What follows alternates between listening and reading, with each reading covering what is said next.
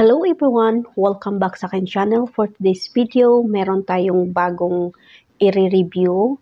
So, guys, ako pala si Gen1 Vlog. So, kung bago ka pala sa channel, please don't forget to subscribe and hit the bell para ma-notify ka every time na may bago akong video. So, for today's video guys, meron tayong i-review na isang lambot ng ating mga balat, lalo na ngayong winter time. Kahit summer time ay maganda ito. Nagpapalambot ng ating mga balat, lalo na yung parati tayong naghuhugas ng mga plato, naghuhugas, naglalaba, at kung ano-ano pa. So, ito palang Glysolid cream na red one. Na-review ko na po ito siya. At meron kasi akong nakitang Glysolid soft cream na puti ang puti ang lalagyan niya. So, taka kasi ako kung difference nilang dalawa. Kaya gusto kong i-try at ipakita sa inyo. So, nabili ko ito ng nasa 900 mahigit. Lagay na lang natin ng 1 dinar. At ito naman is nasa 1 dinar din siya. Nasa 180 sa piso. Pera po natin. So, ito kasi, ang alam natin, di ba, na itong Glysolid cream is maganda sa balat po natin, sa lahat, sa buong katawan, mukha, kamay, sa paa. Maganda talaga siya, lalo pa yung mga nagka-crack na lips, tsaka yung mga nagka-crack ng ating mga paa, di ba? Dahil sa init, kung magsa-summer na, nagpapalambot talaga ito siya sa ating mga balat.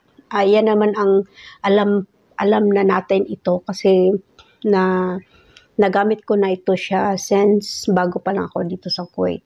So, ito pala is 250 ml. Ganyan siya kalaki for 1 dinar, 180 pesos. So, ito naman is 200 ml lang. 200 ml, nasa 1 dinar, 900 something, lagay na lang natin ng 1 dinar. So, pareho po silang made in Germany. So, ang kakaiba kasi nila ay unahin natin yung texture nila. Ganyan siya ay natin yung pula. Tingnan yung texture niya. Malapot po siya, malapot. Malapot po siya. At ang amoy niya is tama lang yung amoy niya. Tapos ito namang puti, ito naman siya, yung Glysolid soft cream is parang siya, tingnan mo, ay makita niyo ba? Parang malambot, ano ba tawag niyan? Yung parang lotion lang na kasi yung Glysolid kasi siya, may malapot siya. Ito naman is parang ang lambot na basta hindi siya kagaya ng Glysolid na malapot. Tapos yung tingnan nyo guys, ang amoy niya, iba't ang amoy niya, parang alam niyo ba yung spray ng ipis? Ganun ang amoy niya. Yan yan lang ang problema, yung amoy niya. Siguro kung halimbawa ako naman, ito ang gagawin ko, haluan ko lang siya ng Nivea, kahit anong lotion na meron tayo, kung na-try nyo itong bilhin, kasi nagaya sa akin, parang hindi ko magamit kasi yung amoy sobrang, para talagang nang-spray ka ng ipis. Ay nako. So, wala akong magawa kasi nabili ko na to. Pero ang kagandahan lang nito is kung meron kayong ni-research ko kasi ito, ano bang difference nilang dalawa? Ang difference kasi nila is pareho silang nakaka-smooth ng balat ng mga pareho sila. Pero ito kung meron kayong eczema siya sa eczema, kung meron kayong psoriasis at meron kayong halimbawa nagte-treatment kayo ng radiation, ano bang tawag nun? Radiation treatment. Maganda ito kasi nagda-dry yung skin mo. Ito ay maganda. At sa eczema at sa mga iritadong balat, ito parang gamot na siya. Hindi yung talaga, hindi yung pang lotion na kagaya nitong glycolid, yung parang pang ano talaga ng balat. Kasi siya, ang amoy niya parang wala, very amoy, pero hindi talaga as in na amoy nito parang, ay naku, hindi, parang hindi mo kakayanin kung sensitive ka sa mga amoy, hindi mo makaya to. So kung nakabili ka na ito, haluan mo na lang siya ng mga lotion mo para hindi naman masayang. Wala naman kayong mga eczema, wala kayong psoriasis, huwag na lang kayong bumili ng ganito kasi masayang lang kasi yung amoy talaga hindi mo kaya. Parang nag-spray ka ng pang spray ng ipis. Yan yung amoy niya, I swear. So, mas mabuti pang mag-stick to glycolid red na lang kayo kung wala naman kayong problema sa balat, na yung problema talaga na meron kayong eczema or psoriasis o ano pa man yan. Ito na lang yung pula ang mai-recommend ko. Huwag na kayong bumili nitong puti. Huwag na kayo, kung magtaka man kayo may nakita kayo, ano kayong difference nitong glycolid na puti, kasi maganda yung lagyanan niya, parang maano ka talaga na bilhin mo kasi maganda siya, tapos soft cream pa.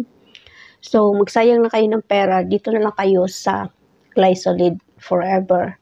So ito lang kasi yung mga ginagamit ko kasi maano talaga, alam nyo ang lambot ng balat nyo, pero gamitin nyo ito siya pagkatapos maligo ha, yung maano pa yung balat nyo, yung basa pa, kasi nga ano siya, yung parang malapot yung texture niya, kaya kailangan mo talagang hindi mo pwedeng gamitin kapag dry yung balat mo.